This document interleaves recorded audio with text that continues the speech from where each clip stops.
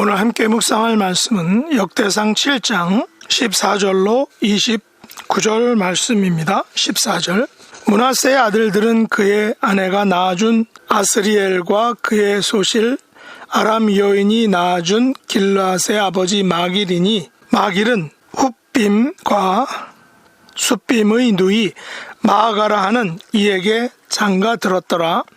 므낫세의 둘째 아들의 이름은 슬로브앗이니 슬로브앗은 딸들만 낳았으며 마길의 아내 마아가는 아들을 낳아 그의 이름을 베레스라 하였으며 그의 아우의 이름은 세레스이며 세레스의 아들들은 울람과 라겜이요 울람의 아들들은 두단이니 이는 다 길르앗의 자손이라. 길르앗은 마길의 아들이요 므낫세의 손자이며 그의 누이 함몰레겟은 이스훗과 아비에셀과 말라를 낳았고 스미다의 아들들은 아히안과 세겜과 리키와 아니암이더라. 에브라임의 아들은 수델라요 그의 아들은 베레시요 그의 아들은 다하시요 그의 아들은 엘르아다요 그의 아들은 다하시요 그의 아들은 사바시요 그의 아들은 수델라며 그가 또 에셀과 엘르앗을 낳았으나 그들이 가드 원주민에게 죽임을 당하였으니 이는 그들이 내려가서 가드 사람의 짐승을 빼앗고자 하였음이라. 그의 아버지 에브라함이 여러 날 슬퍼함으로 그의 형제가 가서 위로하였더라. 그리고 에브라함이 그의 아내와 동침함에 임신하여 아들을 낳으니 그 집이 재앙을 받았으므로 그의 이름을 브리아라 하였더라. 에브라임의 딸은 세라이니 그가 아레윗 성 벳호론과 우센 세라를 건설하였더라. 브리아의 아들들은 네바와 레게비요 레세브의 아들은 델라요 그의 아들은 다한이요 그의 아들은 라단이요 그의 아들은 암미후시요 그의 아들은 엘리사마요 그의 아들은 눈이요 그의 아들은 여호수아더라.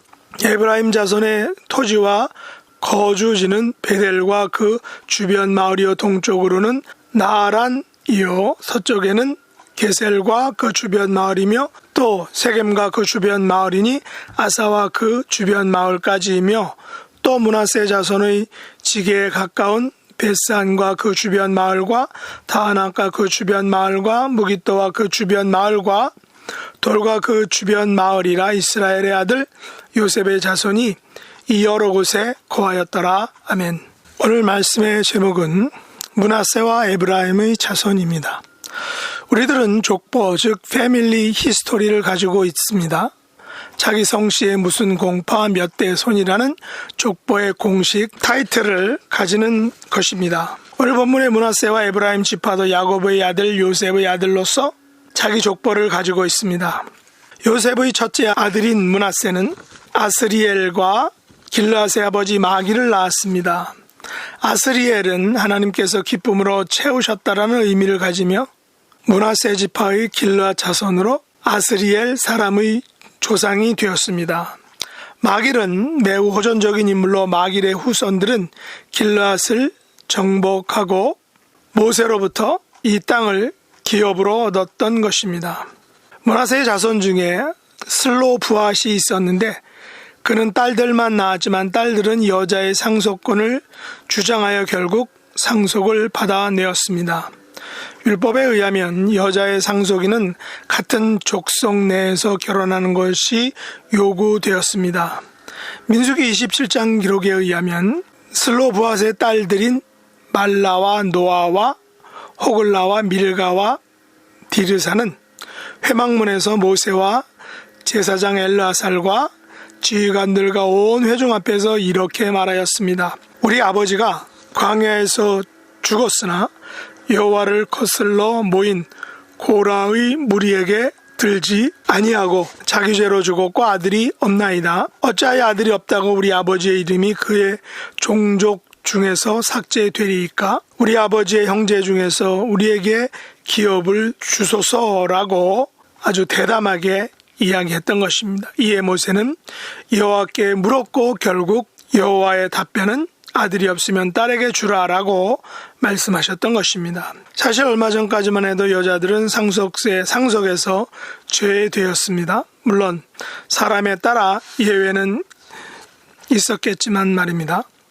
그러나 이제는 법적으로도 딸들에게 상속권이 주어지는 것을 우리가 알고 있습니다. 그런 면에서 성경은 세상의 모든 법들에 대해 큰 모범과 인사이트를 주었음을 우리가 발견하게 됩니다. 이처럼 족보에서 그 가족의 유산을 물려받는 문제는 매우 중요한 일이었습니다. 하나님께서는 각 지파에 그리고 각 가족에게 합당한 유산을 주시며 그 가족이 대를 이어가게 하였던 것입니다.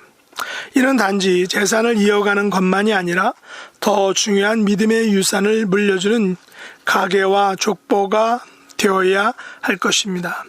재산을 물려주면서 신앙의 유산은 물려줄 것이 없다면 얼마나 안타까운 일이겠습니까? 모든 가족들은 자손들을 통하여 그 대를 이어가게 됩니다. 그러나 그 대를 이어가는 일이 그리 쉽지만은 않습니다. 20절 이하에 보면 에브라임의 아들 중에 수델라가 있었는데 그에게는 에셀과 엘레앗 형제가 있었습니다. 그러나 이들 형제는 가드 원주민의 짐승을 약탈하려다가 도리어 그들에게 죽임을 당하였던 것입니다. 이들 형제는 왜 가드 원주민의 짐승을 약탈하려 했을까요? 오늘날로 말하면 도적질인데 이 같은 행위는 그 당시에도 정당하지 않았을 것입니다. 물론 그 당시에는 전쟁을 통해서 서로 영토를 넓히고 또한 그 힘을 계속 확장해 갔던 것을 우리는 알 수 있습니다. 그 전쟁이 정당한 것이냐 정당하지 않느냐라는 것은 우리가 쉽게 판단할 수는 없습니다. 물론 원칙적으로 전쟁은 악한 것입니다. 이로 인하여 그 가족들은 여러 날 슬퍼하였습니다.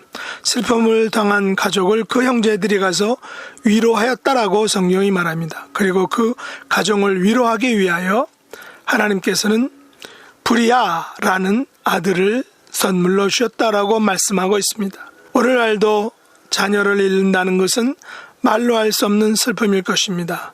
성경시대나 오늘날이나 자녀를 잃고 슬픔을 당한 가정들은 많다는 것을 우리가 알 수 있습니다. 믿음의 가정들도 마찬가지입니다. 믿음의 가정이라고 해서 슬픔이 있다라는 것은 맞지 않는 말이죠. 그럴 때 형제가 가서 위로하는 것은 큰 위로가 될 것입니다. 하나님께서는 슬픔을 당한 가정에 다른 아들을 허락해 주심으로 그 가정을 위로해 주셨습니다. 이 세상을 살아갈 때 우리 모두는 결국 크고 작은 슬픔을 당하게 됩니다. 그럴 때 누구를 위로해 줄 수 있는 것은 좋은 일일 것입니다. 그러나 무엇보다도 하나님의 위로와 평강이 함께해야 그나마 세상을 살아갈 힘을 얻게 되는 것입니다.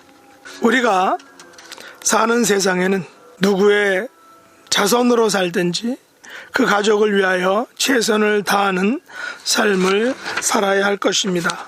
무엇보다도 믿음의 가정을 이루고 그 과정에서 억울한 일을 당한 가정이나 슬픔을 당한 가정이 있다면 찾아가서 위로하고 함께 그 기쁨과 슬픔을 나눌 수 있는 성숙한 믿음의 가정이 되어야 할 것입니다. 그래야만 만만치 않은 세상에서 함께 살만한 세상이 될 것입니다. 그리고 우리들은 믿음의 세대, 신앙으로 하나 된 믿음의 가정을 이루도록 함께 기도하고 힘써 나가야 할 것입니다. 이런 복된 믿음의 가정을 이룰 수 있는 저 여러분 될 수 있기를 예수님의 이름으로 축복합니다. 기도하겠습니다. 하나님 아버지, 저희들에게 가정을 이루게 하심을 감사합니다. 가족이란 울타리 안에서 서로 돕고 위로하고 격려하는 복된 믿음의 가정을 세워가도록 은혜 더하여 주시옵소서. 예수님의 이름으로 간절히 기도드렸나이다. 아멘.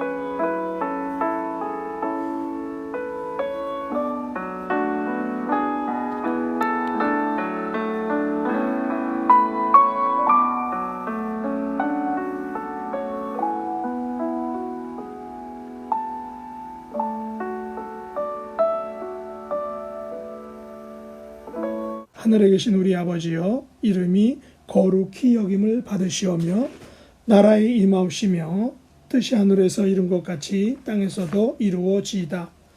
오늘날 우리에게 일용할 양식을 주옵시고 우리가 우리에게 죄 지은 자를 사하여 준 것 같이 우리 죄를 사하여 주옵시고 우리를 시험에 들게 하지 마옵시고 다만 악에서 구하옵소서. 대개 나라와 권세와 영광이 아버지께 영원히 싸움나이다. 아멘.